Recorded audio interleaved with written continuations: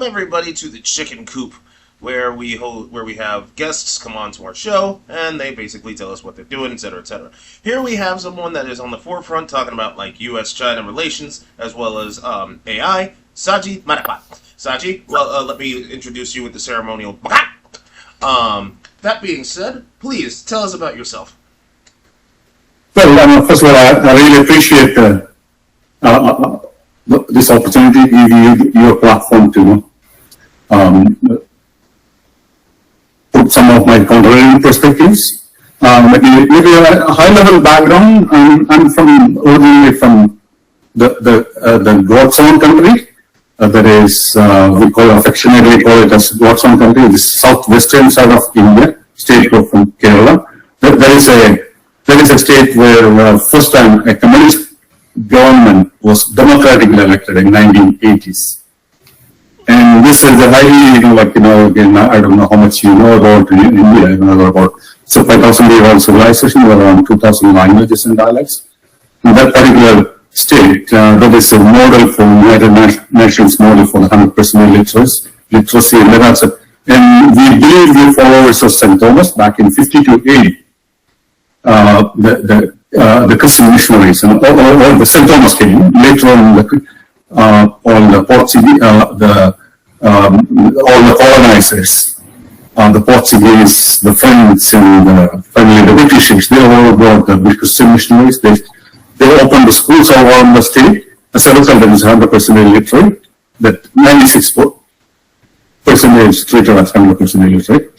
Because of the literacy, that's where the 1954, the communist government was democratically elected also. So as a result of, it's a quasi-communism, democratic version of communism. Because of the communist influence, there is no industry, hardly any, industry over there. So, we pretty much outsource, to the other states so as a result, most of us, it's a great place to get educated, especially on the engineering and the professional side. Once we are educated, we have very little opportunities in that state. So as a result, in 1998, I came to States as a product of Y2K, the biggest business blunder in the business history. Yeah. So as a cyber project to fix the Armageddon code, fix that. The situation. So I came here initially as a ERP finance consultant. So I moved up the chain. I do the consulting work in some of the largest corporations in the world. I was also with one of the biggest Big Four consulting firm before. I've seen my fair share of the world. So in 2020, in short, in 2020, especially during the thick of COVID, I was unemployed at that time because of some, and I wasn't sure about how long I'm going to live.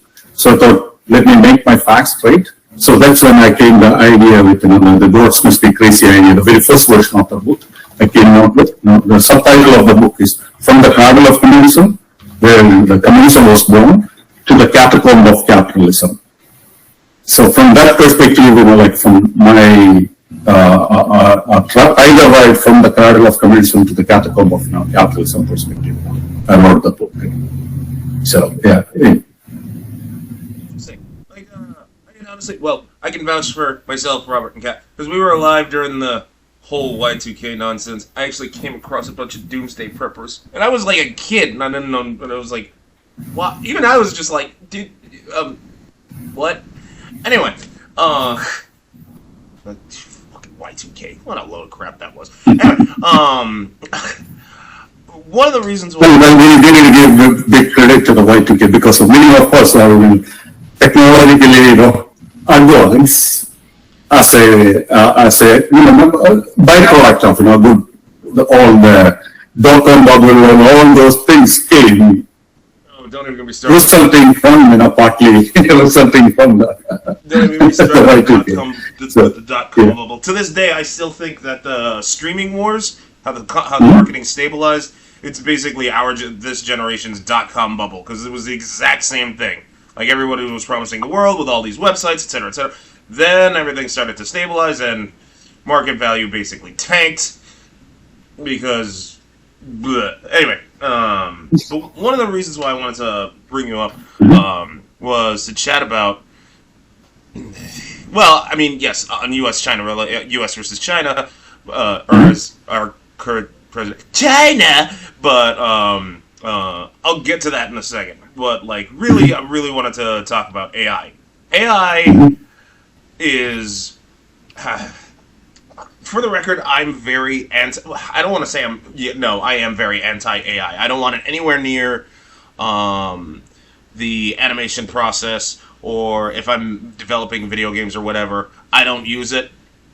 Mainly because, like, I'll use AI for certain things, like thumbnails, video descriptions, tags, but that's about it. I don't even use Chat GPT to, like, help me write a lesson plan. I'll just write that all on my own because, in all honesty, no. Because let's say I'm writing a lesson plan for my students at my school, right?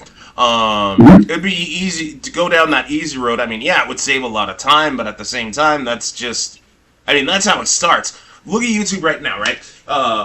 What is it? 1 in 10 of the most videos watched on YouTube right now is literally AI-driven content. It's AI. It's worse than that. It's AI slime. And there was a term that I picked up when I was watching Last Week Tonight, and I was just like, oh, I didn't know that they called it that. And to be fair, I could see why, because I usually never watch any AI videos, and usually because, why? I'd rather watch something like hardworking people put their time and effort into. And after watching like a ton of AI slop, I can honestly say, like, yeah. So, what would you say, like, what would your 2 cents be on the topic of AI before, like, moving on to the China business? It is what perspective you're looking at. AI can produce some crappy cat videos, some crappy stuff. And AI on the other side, I know we're going to get into the China play a little bit later. So, unfortunately, most of this part of the world we are using for that kind of fluff and the copy, cat videos and producing the nonsenses. But the same AI can be used in a highly productive,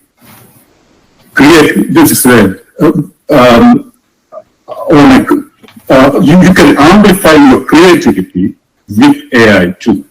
And this is where again, I know we're going to get into later, the kind of AI what we're focusing in this part of the world versus the kind of AI which China is focusing.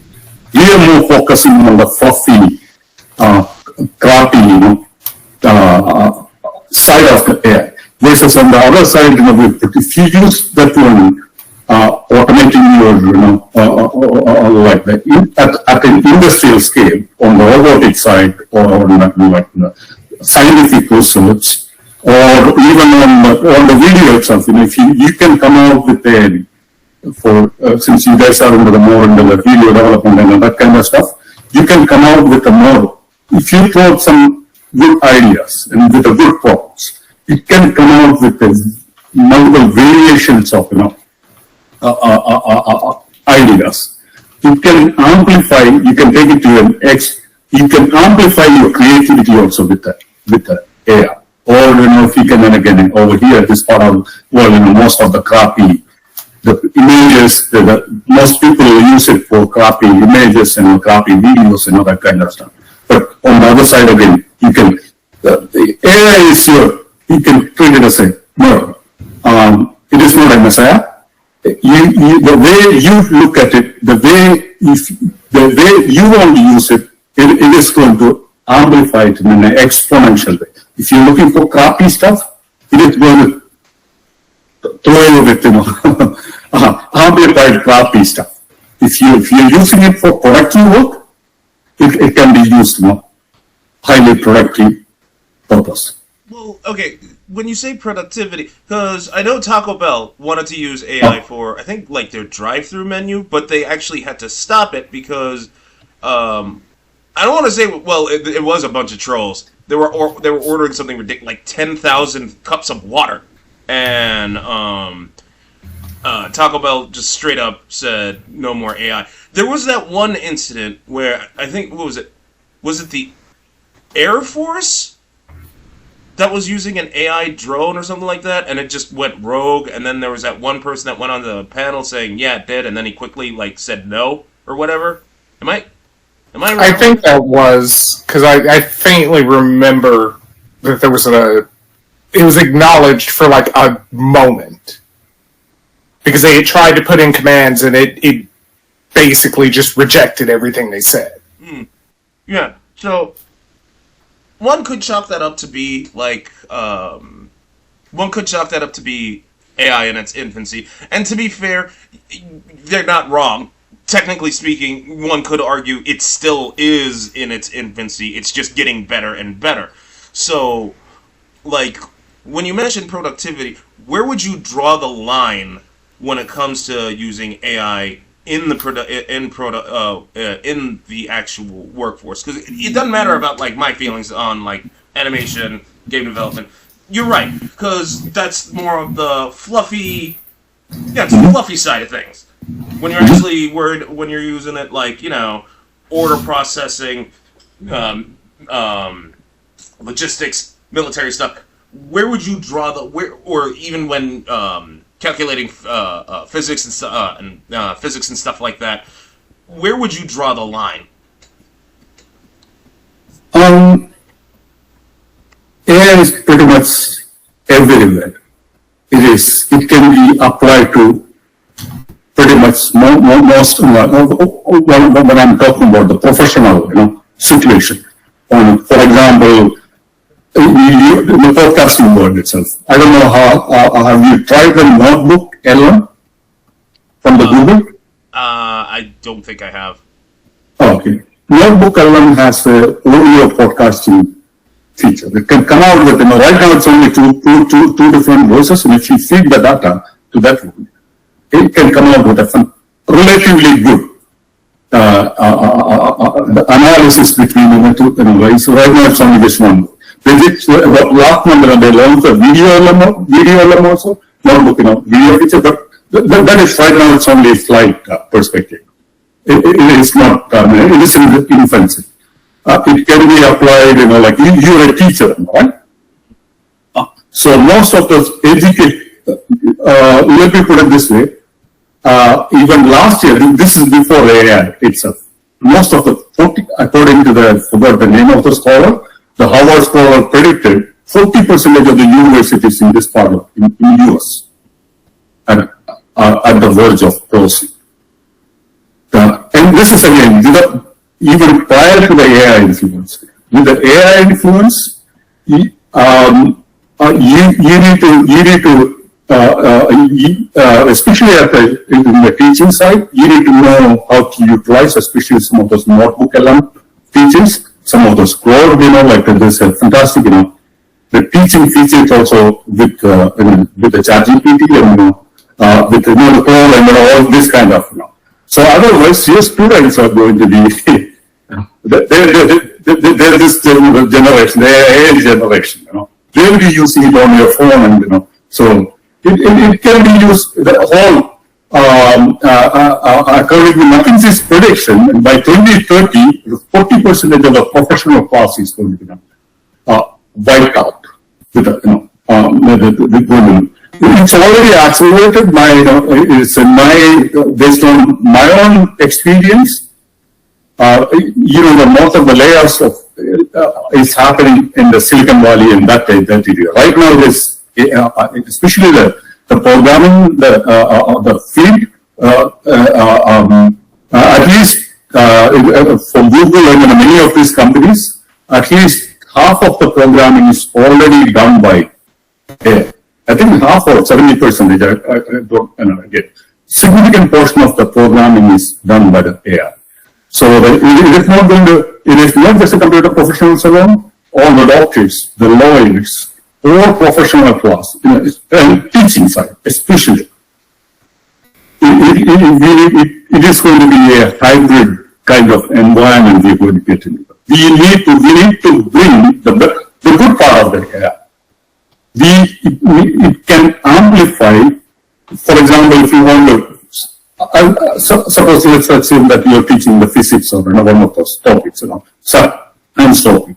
So if you want to come out with a case study or a specific scenario, it can help you come out with the latest and the greatest, things happening in that.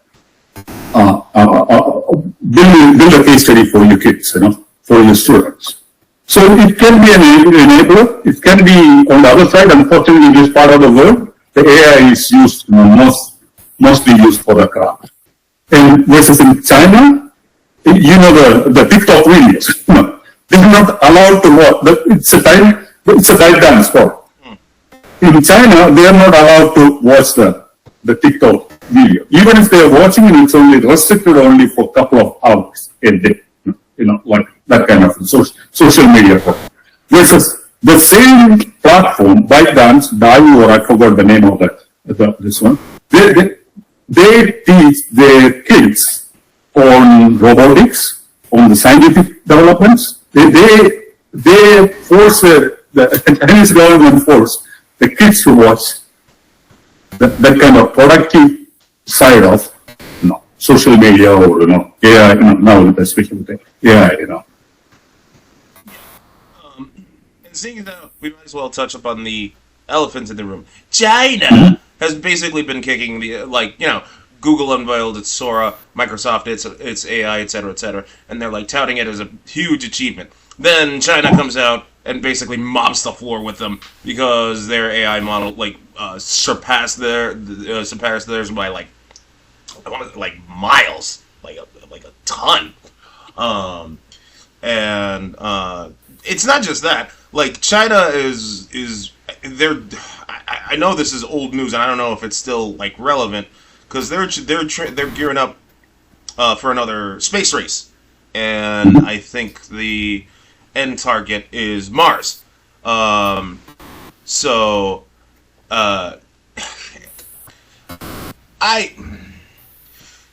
and China. Wow, that came out of my throat. Me and China. My feelings on China. Of course, I'm not a fan. They're big brother and a half. Again, what is wrong with my throat? They're big brother and a half. The way they just stamp out any form of rights is it's egregious. But it's odd how a lot of people are essentially, I don't want to say the ones who care are the ones that are actually, that they have literally next to no voice. And the ones who don't care are more obsessed with what's going on here. And to be fair, there's a lot that's happening here with the raids. It's just, I find it so strange that people are still willing to die on release the Epstein files when literally the raids are happening, and that's bad. But I guess my question really is with how do you raise more concern about what China is doing? Because while yes, Google, Microsoft, Apple, they're losing their shit over over China's AI. How would we raise more awareness? I guess that would be the best question. How would we raise more awareness? Saying hey, you can't not pay attention to them. They're doing things. That's a great point. Yeah, unfortunately, with the media landscape in this part of the world, focusing on sound bites and the bullet points, and the media, especially which the media is so fragmented, they're looking from there. That's where this kind of podcast can come into the significant That's one of the key reason I decided to write the book also before it is too late, because the mainstream media, the mainstream kind of publications, they don't, they give very little. Let me put it this way: the media over here, especially the media over here, they thrive on that. They make the money on the rating. The rating. If you're saying something good or something productive, something meaningful for your students or meaningful for nobody is interested in watching that kind. Hardly very few people are interested in. They can't make the money out of advertising dollar. But versus they put something crappy, they put something something angry stuff. Then the rating goes up by at least they get at least 17% more percentage rating. This is if you look at the Facebook and the social media industry, it's $100 billion industry built on rates. By turning the family against, you can't have a civilized conversation on a dinner table, and unfortunately, on a Thanksgiving dinner, you can't have a civilized conversation with this kind of environment. So in this kind of world, this is again the platform what you give, like this kind of podcasting, this kind of alternate videos, the various publications can have a tremendous impact. Again, I don't know how many of you audience are like in this part of the world. Even within the PDF news itself, they didn't give much importance. Just last week, over 20 of the world leaders assembled in China, Shanghai conference in Tianjin City in China. They were all, if you look at it around, I think more than half the world population was represented over there. In terms of global, the financial perspective, in the GDP perspective, more than 50%, I think around 60% of the world,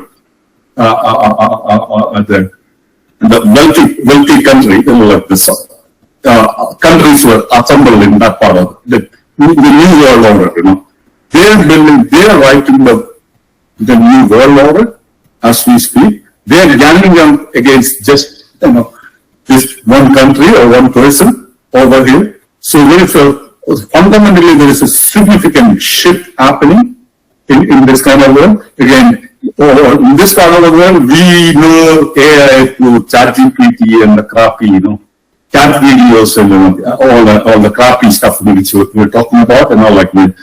But half of the AI developers are based out of China.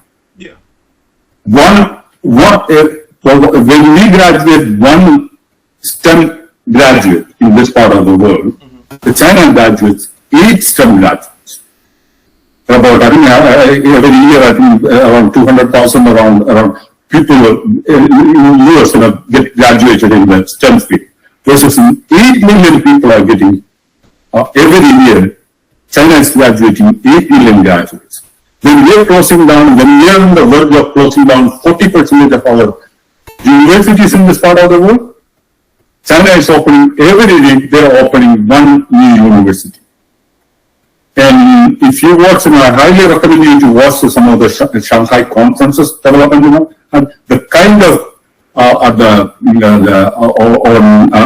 military, they had the biggest military parade, today that happened on last Wednesday in Tianjin City.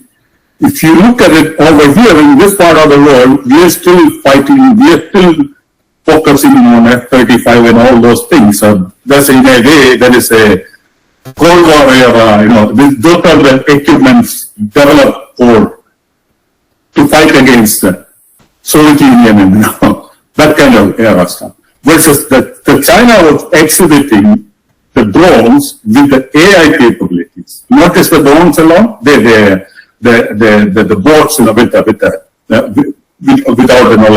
anybody in there. They're showcasing the military equipment alone with the AI capabilities, drone capabilities. It was completely, again, I highly recommend, again, unfortunately, this kind of stuff is not reported in any of the mainstream media. Many mainstream media make the money out of rates. This is where, this kind of platform, especially the YouTube, again, I understand, again, the YouTube is filled with the most crappy stuff, but if you search for the right stuff, you can find, the right content also. Fair enough. The one thing that, like me personally, especially with my students that I'm fighting for, is to, well, no, I can't necessarily say that. Take this with a hint of salt. Like, I'm still fighting to keep my students' attention span. I usually do. I usually do, because, like, despite how this interview is going, Robert, Kevin, they can attest, I'm a very animated person. I can make things, even the most boring subject matter, fun by essentially being me. However, like, and I've noticed this, like, a ton, even when I'm looking at my YouTube analytics, like, oh, the shorts are taking off. Cool. That's also bad, because because of, like, shorts, TikToks, all that, the average attention span is what, like 24 seconds? So to try to, like, alleviate that, like, you have clips and stuff like that, but, like, you have you have clips of, like, highlights or whatever, but at the end of the day, to have them just, like, I don't know, like, sit down and just, hey, this is important stuff that you should watch / read. Oh God, don't even get me started on people in reading. Oh God, Lord, like, I feel like few people know how to read. Are you fucking kidding me? Jesus Christ. Yeah, literacy has went down drastically. Oh my God, yes it has. Keeping that attention's definitely, like, a challenge. How are you managing? How are you able to manage? Yeah, that is, unfortunately, it's a reality we are living in. And this is where, again, we need to have some sort of, lack of a better word, some shop therapy to address this kind of issues. And this is one of the key reasons I wrote the book. I don't know how many people are listening to read it. That's a different fact, But what my this is where, again, we need to bring again.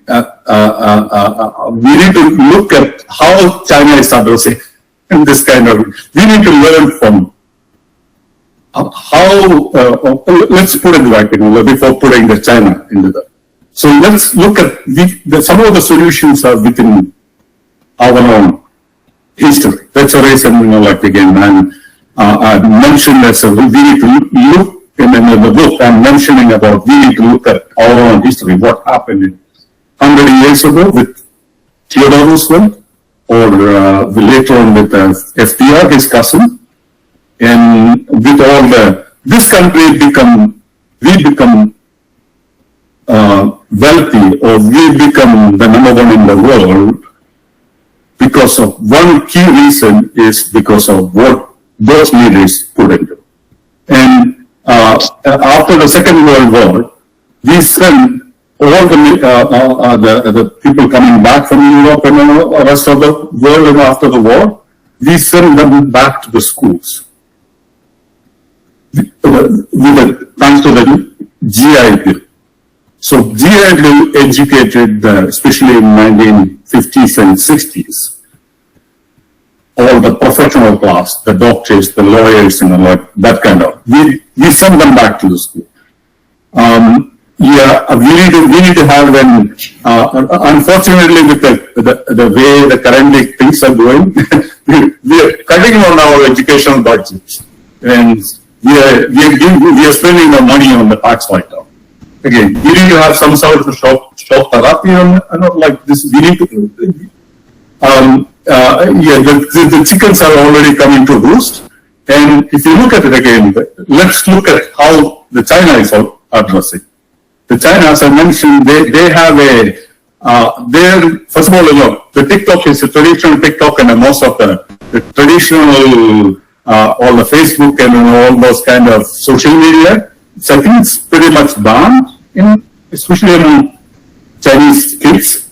Even if they're watching, their screen time is limited to 1 or 2 hours. This is a state-mandated stuff. I don't know whether we can bring that kind of, the control over here. We need to bring some control on the screen time. Even if, again, we need to utilize that screen time for some productive teaching, STEM-related educational or civic-related education. We need to teach them how to use AI from the robotics perspective or STEM perspective, rather than not to teach them on how to come out with a crappy CAD videos. It's funny you should mention this because here in San Diego, San Diego Unified, they're trying to get cell phones banned. And I think it was at first I was kind of on the hesitant. I can see why the teachers want it banned. I think it was Robert who actually gave a good argument saying no, you can't ban phones right now. You can't ban phones because people need it. Robert, you want to? Because I don't want to talk for you. No, basically, in school shootings, you don't want to ban phones just in case there's an emergency. But I also was like, what if they just made it a break, like any other thing, let's do 15 minutes of real work. Here's 5 minutes for you to do on your phone. Go back to 15 minutes. Go with the flow instead of trying to cut it off, because cutting it off doesn't seem to work. It seems like it'd be easier just to go where they're at, meet people where they're at. Yeah, thank you, Robert. So, unfortunately, again, we need to, the school shooting, we need to address the fundamental issue. Why the school shooting is happening, with all, there's more guns in this part of the world than there are people, So we need to address the fundamental, again, that's the number one reason the kids this generation is getting completely spoiled because of the screen time. Because of that, the cell phone they're carrying in the pocket.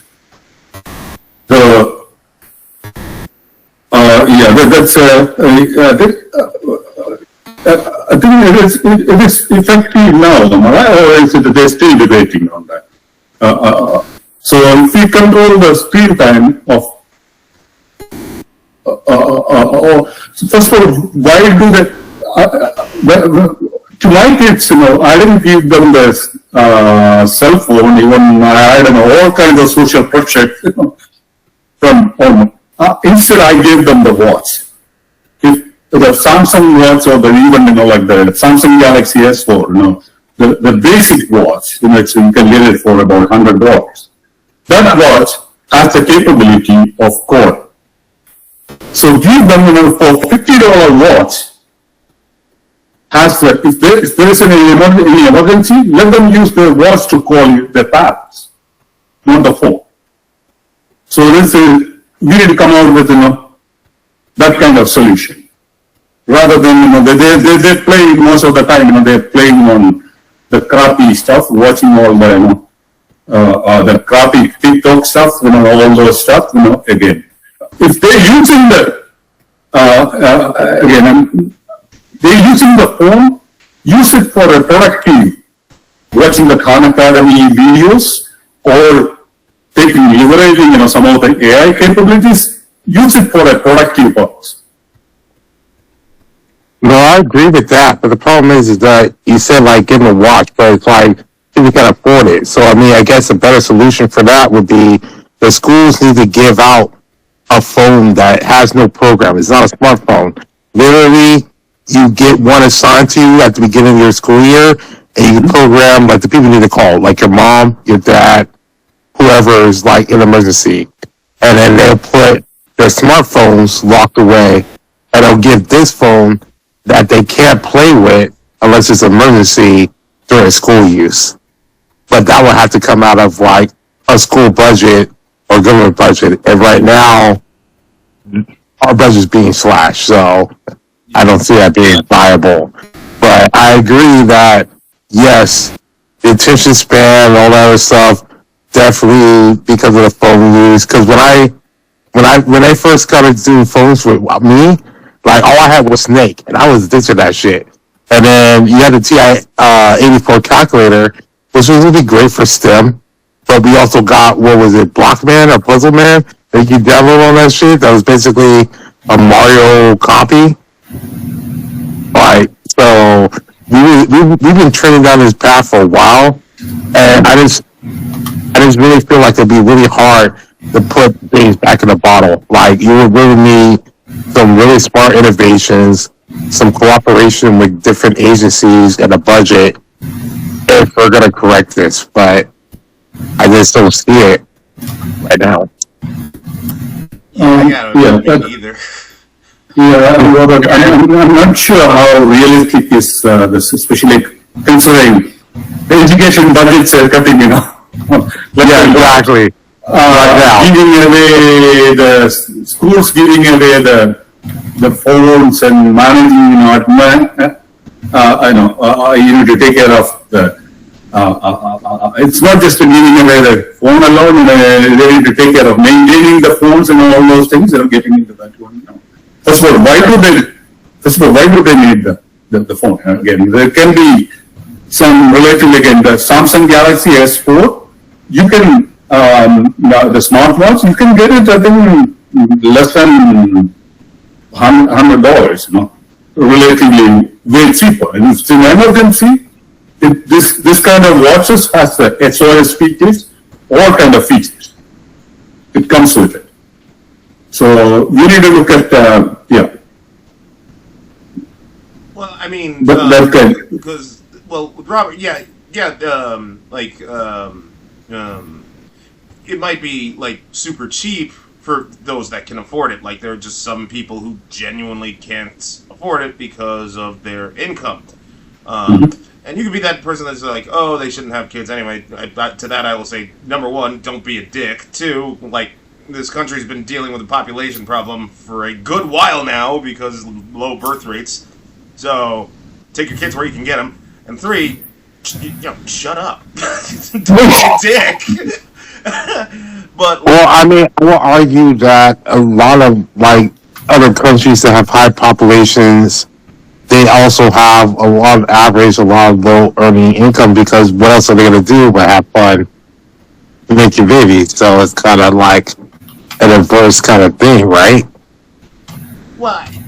Yeah, but but like first world countries like here, Japan, South Korea, like basically all of Europe, they're dealing with low birth rates, and there are a ton of factors. Yeah, it's negative. It's definitely negative. That's because we're kind of like we're dumb as a whole, but there's enough smart people on there who's realizing like they're putting shit back to save.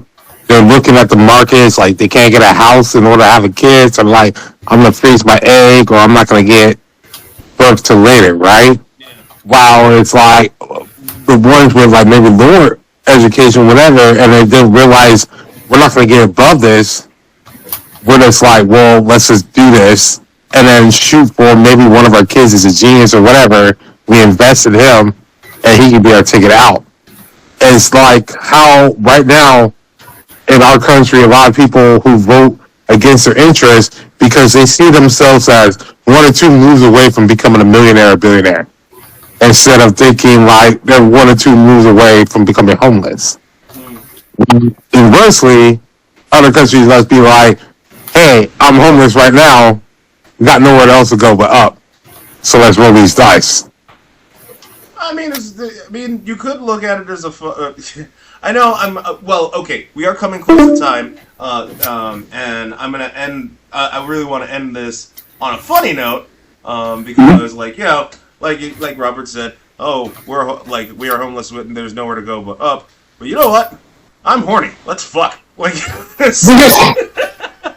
wait, didn't we come up with this plan before? I swear, like we was being on Blue Dog. come up with this plan? Hey, oh God, Jesus Christ.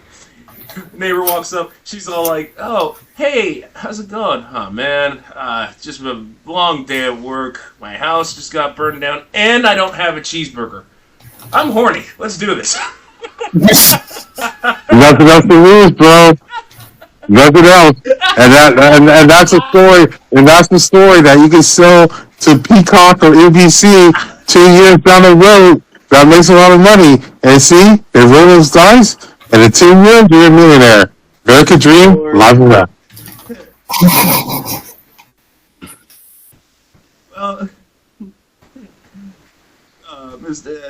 Well, Jesus Christ. Maybe we can have AI children. That's the future. AI children. We got AI girlfriends.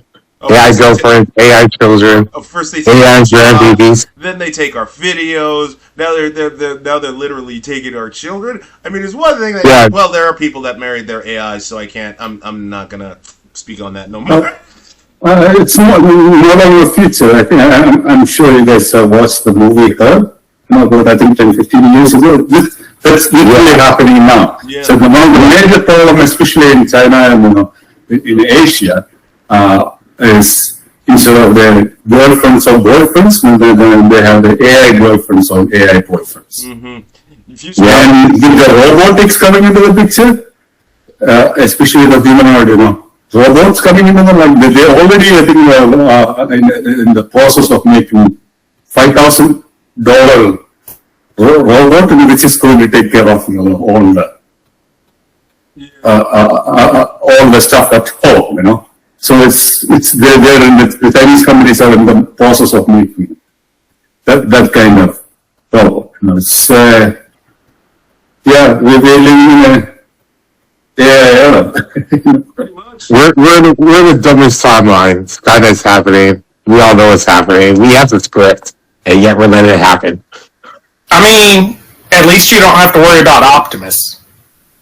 True. Yeah, I guess. I mean, we'll probably get more of a GoBots Darkest Timeline than Transformers, but okay.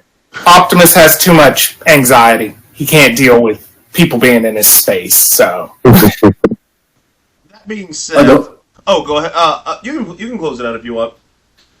I'll let you close it out again. The way all these Optimus are you talking about the Elon Musk Yeah. robot? Okay. Yes. So it all depends on how you program it, what kind of AI or whatever software behind it. The way you want it, you can program it. You want to be a slave, a robot to be a slave, can be a slave. But unfortunately, what we are getting into, especially with all this kind of Grok and Grok 4 and or ChatGPT 5 or all these kind of AI products coming out with this, the level of the intelligence it's pretty much at the AGI level. Grok 4, if you bring all the highest of the cream PhDs together to a room, Grok can compete and Grok can overpower and all those PhDs. So already the level of knowledge is at the